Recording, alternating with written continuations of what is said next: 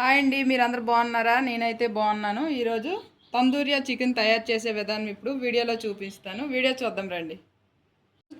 Tandoori chicken తయారు చేస్తాను. ఇలాగ ముందుగా ఘాట్లు పెట్టుకోవాలి. ముందుగా ఒక కప్పుతో కప్పుడు పెరుగు తీసుకున్నాను.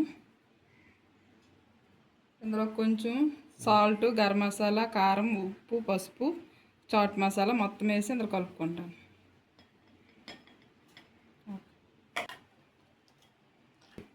అల్లం వెల్లుల్లి పేస్ట్ ఒక స్పూన్ వేసుకున్నాను. కొంచెం ఫుడ్ కలర్ వేస్తాను, కలర్ రావడానికి. కొంచెం చాస్ వేస్తాను. ఒక నిమ్మకాయ పిండుకుంది ఇందులో.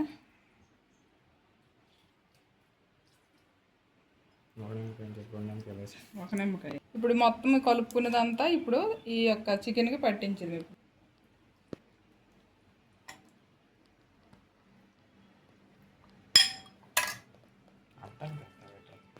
మసాలా మొత్తం పట్టించాను దీనికి. ఇప్పుడు ఇది ఒక 20 నిమిషాలు ఫ్రిడ్జ్లో ఉంచుకొని తర్వాత ఫ్రై చేసుకోవడం. ఫ్రిడ్జ్లో ఉంచుకున్న తర్వాత ఇప్పుడు పక్క తీసుకొని ఇప్పుడు నూనెలో ఫ్రై చేసుకోవడం ఇప్పుడు వీడియోలో చూపిస్తాను.